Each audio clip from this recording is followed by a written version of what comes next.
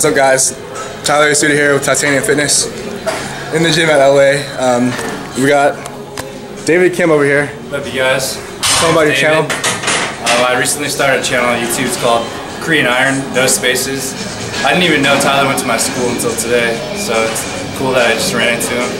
I'm just trying to spread the love of fitness, but my channel is not strictly fitness. It's like I want to bring you into my life too.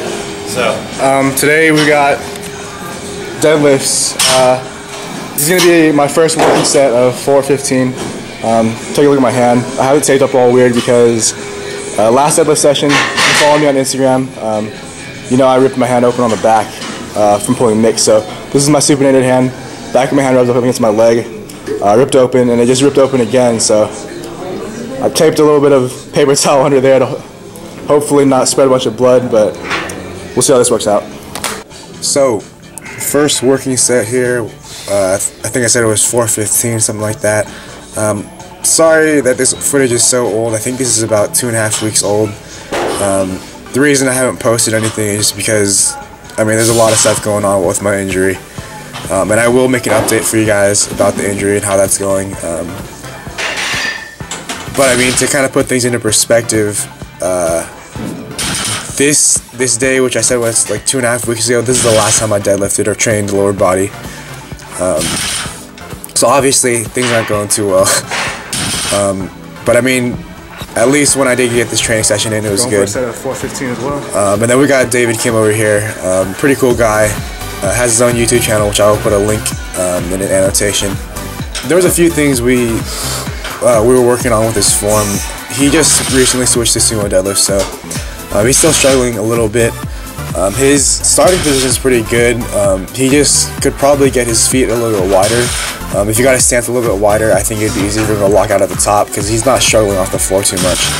The other thing I wanted him to work on was making sure his hips don't shoot up out of the bottom. I mean, part of that is him and a lot of other people, they have a sort of a hard time getting their hips close to the bar rather than getting them down. I mean, a lot of people think you want to get your hips as low as possible when you start your sumo deadlift, but that's not necessarily true. You want your hips to be as close to the bar as possible in order to optimize your levers. Here we got 495. I think this is a set of 4 or 5, I don't remember.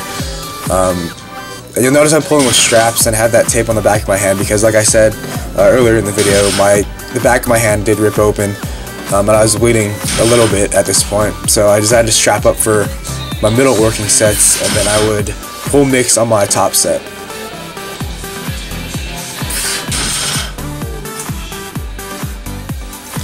So we got another set. I mean, you can kind of tell that we were trying to tweak his form. This is his 4th set. He did 1 set of 415 for 5, then 405 for sets of 5. This will be his 4th set of 5. He usually pulls this for sets of 3. I think 3 sets of 3. So this is a huge jar if he gets it. Yeah, hopefully you guys can tell a little bit of a difference. As the workout progressed, David was able to change his form a little bit, and I'm sure he'll still continue to work on that as time goes on. And I mean, he can only really get better.